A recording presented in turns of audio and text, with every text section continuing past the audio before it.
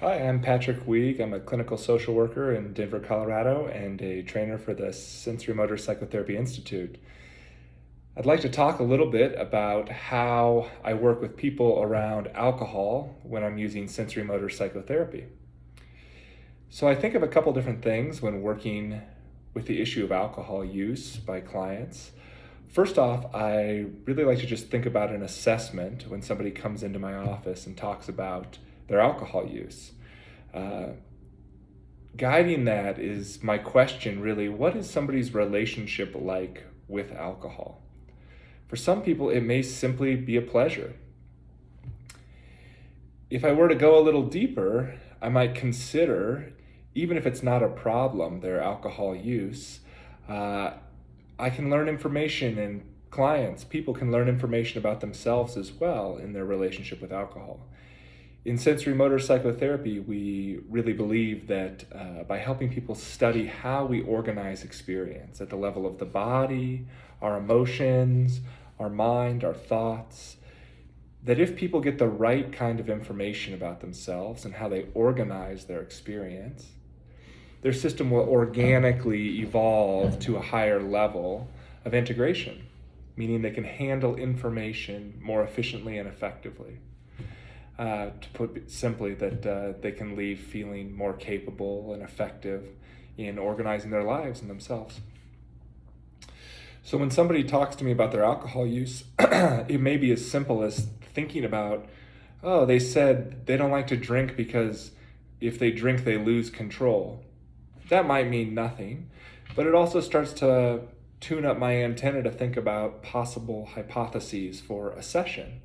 And are we talking about issues of control? And what is this person's relationship like with control?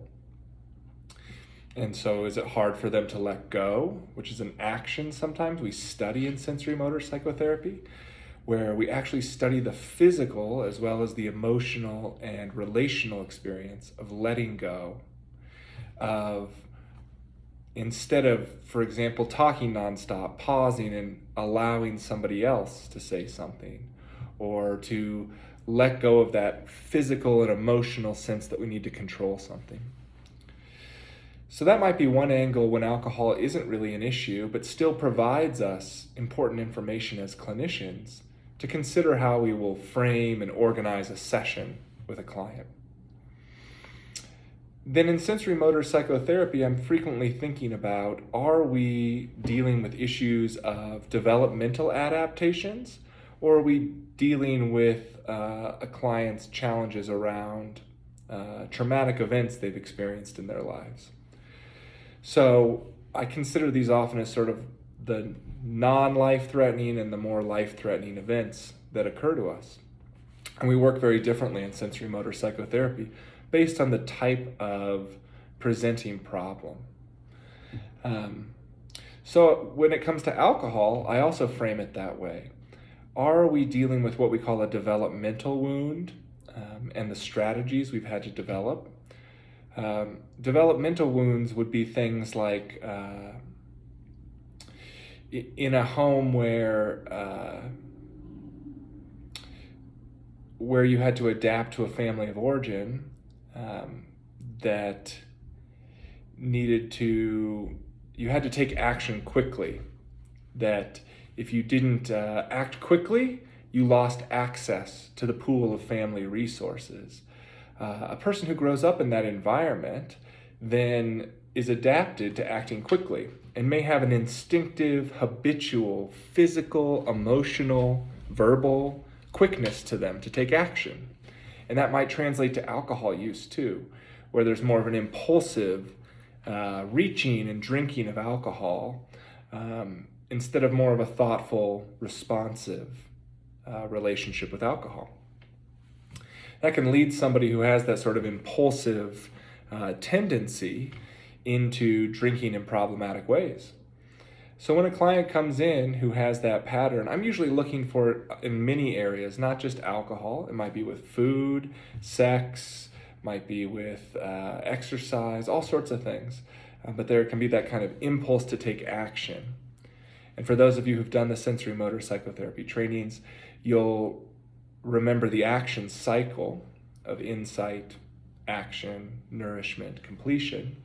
And that sometimes when I am working with people around alcohol use, I use that lens and I think, oh, where in the cycle is there a problem? Is it around insight? Do you not really know what you want? And so you just reach for alcohol habitually? Is it more at the level of action where you're impulsive or you hold back too much? But usually with alcohol, it's more that impulsive. Or is it a nourishment barrier where you can't allow yourself to be nourished by a drink or two and instead keep taking in more and more and more, but it doesn't ever feel like enough? Or is there a completion barrier where somebody's struggling to actually relax and settle their system? And since they can't stop doing and acting, they instead have to artificially use alcohol to get their system just to shut down for a little bit, to have some rest for a couple of hours. These are all along the developmental sort of framework that we use in sensorimotor psychotherapy. So you can start to think, okay, is the developmental wound around impulsive action, or is somebody reaching for sort of not the right quite nourishment? So perhaps at the end of the day, you think, wow, I really want a beer. And there's a question, do you actually? Or do you really just need some rest? Do you need to shift from work mode into parent mode? Or what's happening in that moment? These are really great entry points to frame and explore with a client. To study, for example, let's study what happens in that moment when you get home from work and you have that feeling of wanting to reach for a drink. And so in developmental land and developmental work in sensorimotor, we might study that and use the steps to mindfulness to deepen that state and explore what's going on in that moment when you're reaching for another drink. And that starts to open up avenues to explore. We can explore then what are the parts that come up for a person. We can explore the deeper wounds, perhaps, sometimes child parts, and can help a person develop awareness of where some of these reaching for nourishment that might not quite be what you want or need, how that started, perhaps even how that was an adaptation.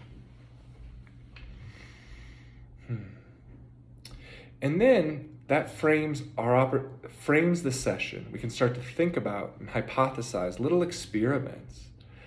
Perhaps the experiment is, how do you learn how to rest? You could see it's like a physical thing that you're trying to do in the body, emotionally, mentally. It's not just one area. And often alcohol can be used as a substitute to try to feel rest. In fact, people will use alcohol as a substitute to help them sleep sometimes. I'll have clients say, I sleep better when I drink because I can't get to sleep, and it helps me rest and shut off from the day. Well, that really guides us. That teaches us, oh, okay, we might want to experiment during the processing phase of a sensorimotor psychotherapy session with how do we learn to rest in our body? What resources do we need? What new actions? What has to happen to practice actually feeling a state of rest and completion? For others of us, it might be learning how to take in nourishment, where we can actually savor our experience. And so you have a sip of your drink and you can actually taste it and feel the feeling. And some of us just compulsively go to the next sip and the next sip, trying to get that initial buzz without ever actually sitting back and feeling ourselves feel the pleasure of that state. And of course, with many of the people I work with, we're trying to help them feel pleasure, not just an absence of pain, to help feel enjoyment in life. That's a skill.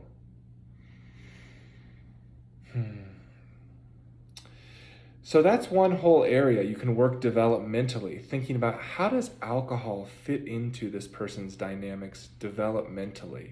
It's not at the level of survival.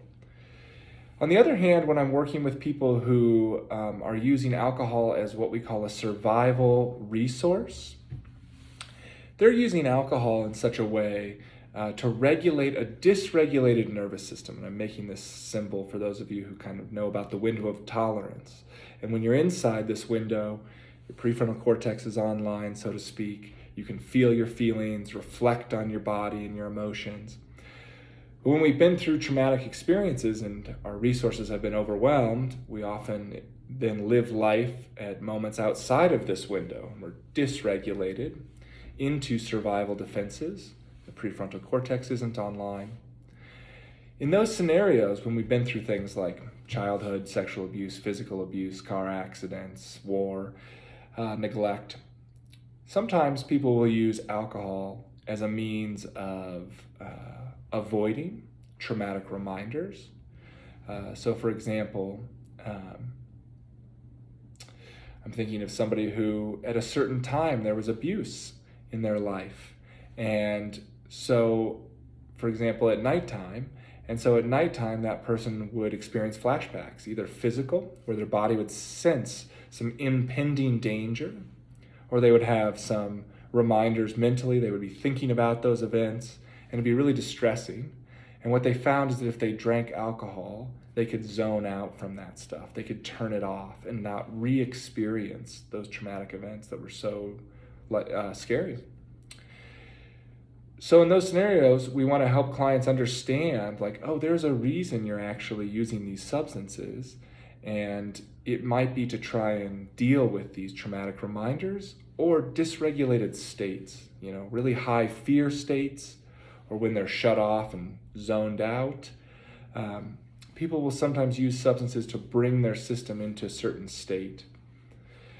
We call those survival resources, meaning that they work, like 100%, they work, but they come at a high cost.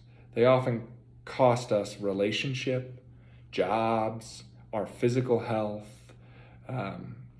So there's high costs to something like alcohol and getting drunk as a way to avoid traumatic reminders or as an attempt to regulate our body. I think it's important for us to start framing that to clients like, oh, this might have actually started as a survival resource.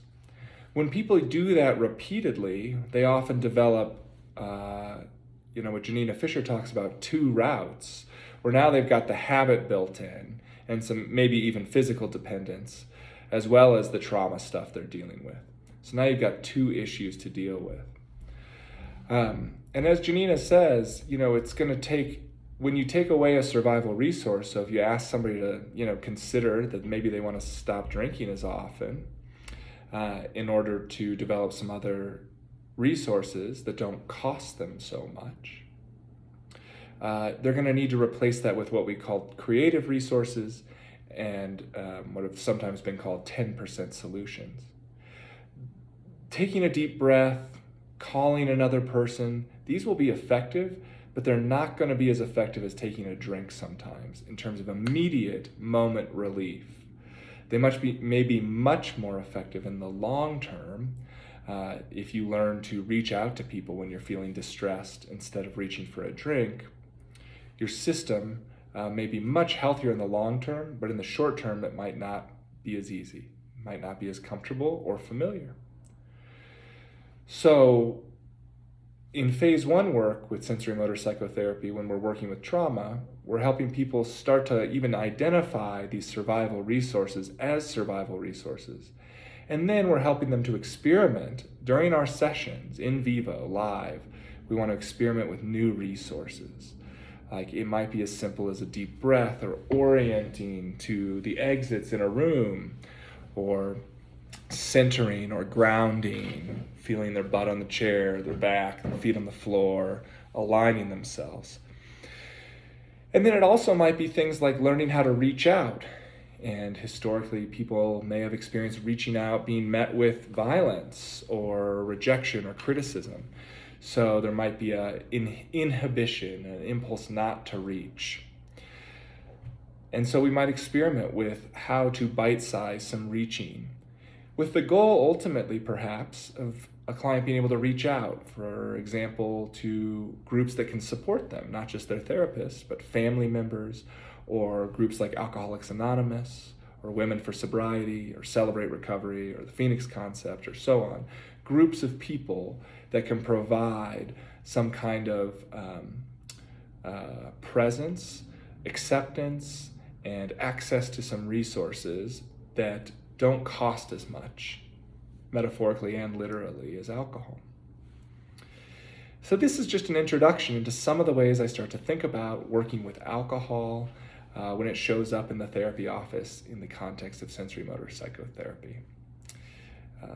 Thank you so much.